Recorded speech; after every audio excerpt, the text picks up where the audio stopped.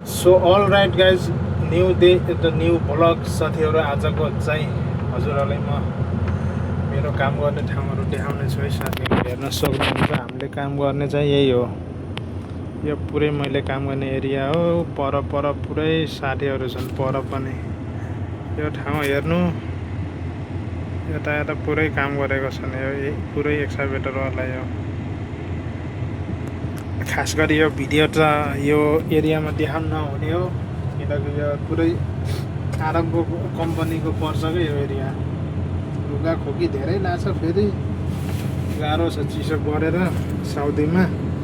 साथीहरू, हजुरहरू यदि कोही साथीहरू नयाँ हुनुहुन्छ भने मेरो युट्युब च्यानललाई लाइक, कमेन्ट, सेयर, सब्सक्राइब गर्न नबिर्सिनु होला है साथीहरू। हजुरहरूले नै साथ सपोर्ट गर्नुभयो भने चाहिँ मैले केही हौसला पाउने छु र नयाँ भिडियोहरू हाल्ने पनि छु। त्यति चाहिँ मैले युट्युबमा भिडियो हाल्दैन, किनकि मोबाइलमा मोबाइलको नेट देखाइहाल्यो भने चाहिँ नेट सकिहाल्छ छिटो। रुममा वाइफाई छैन, त्यही भएर तपाईँहरू माया चाहिँ नमार्नु है साथीहरू। म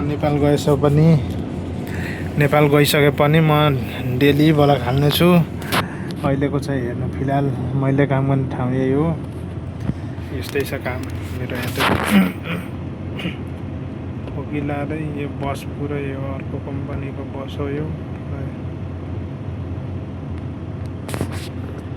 मलाई खाना खाने गाडी लिएर आउने, खाना लिएर गाडी आउने यही हो।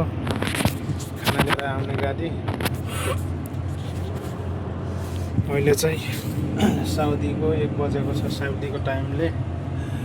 सो साथीहरू, यदि जेलसम्मको यो मेरो मिनी भ्लग हेर्नु हुने मेरो सम्पूर्ण युट्युब फ्यामिलीहरूलाई धेरै धेरै धन्यवाद छ है त साथीहरू।